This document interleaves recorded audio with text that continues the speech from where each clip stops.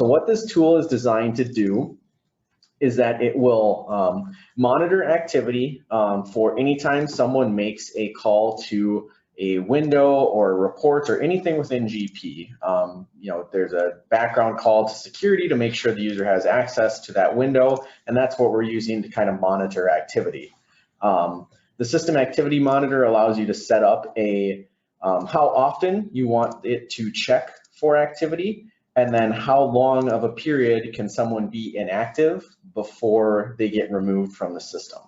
So let's dive right into the setup windows for that tool. That's here under the main dropdown, Tools, Setup, Stone Ridge Software, and then System Activity Monitor. So the setup window for this is very simple. There are just two fields like we talked about. The first one is the session timer minutes interval, which this is how often you want the SAM tool to check for inactivity. So right now, this would maybe be a general one where we set it to check every 10 minutes. And then the session activity minutes is how long can someone be inactive before they qualify to be removed from the system. So in this case, we're allowing somebody to be in for 60 minutes or inactive for 60 minutes. What I'm going to do is actually just kick this up a little bit and get it ready so that I can kind of show you what will happen. So I'm going to set it to check every 1 minute, and I want it to kick someone out if they haven't done anything for 2 minutes.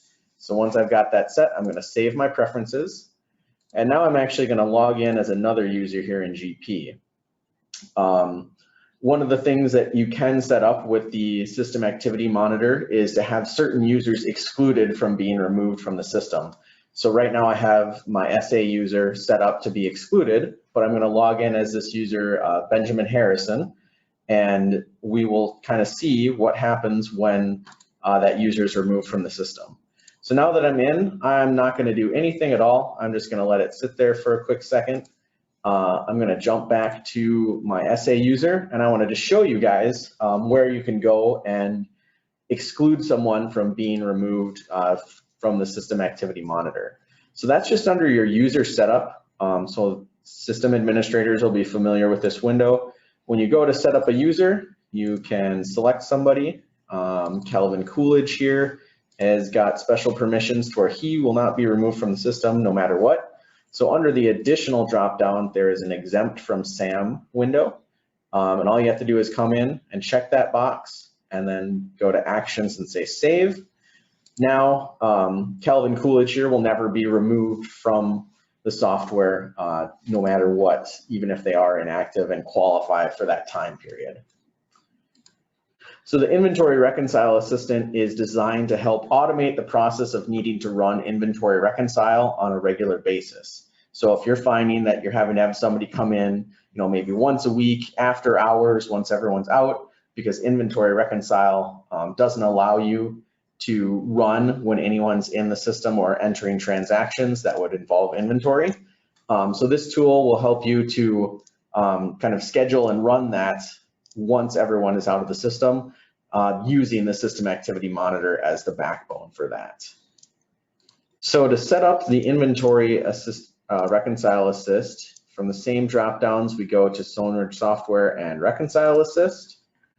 Again, the setups are pretty simple. And actually, I'm going to backtrack because I just saw this pop up.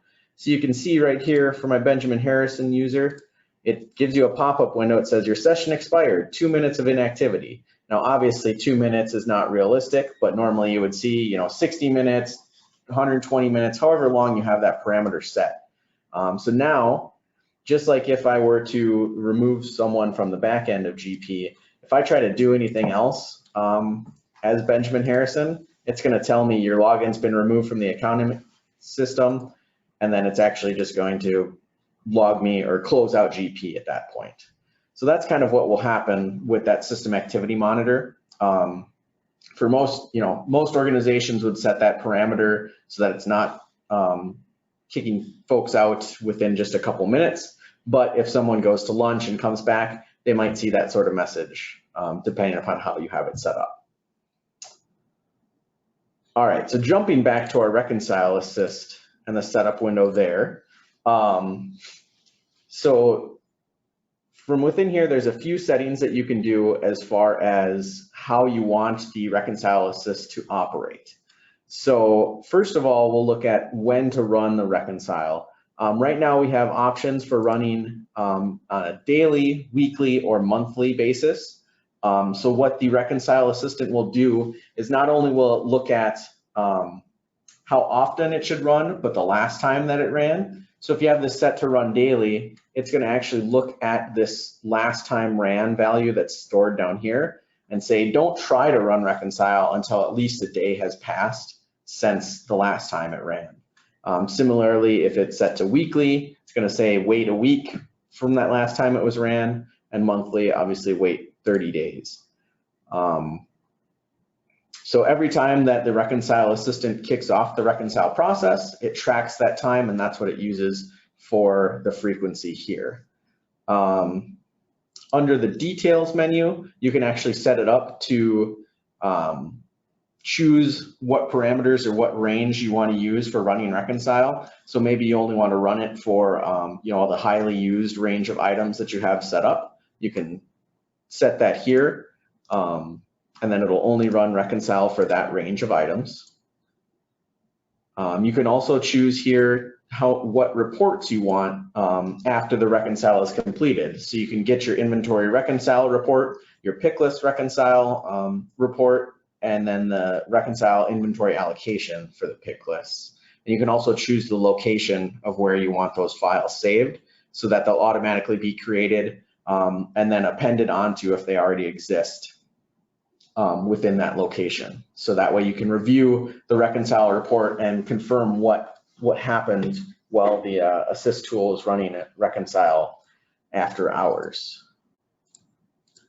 The final option down here is to wait a certain number of minutes after it's confirmed that all sessions have expired or everyone's been logged out. So maybe you want to have a grace period on there of half an hour or something like that, just so you don't start running it if somebody just logged out and logged back in right away.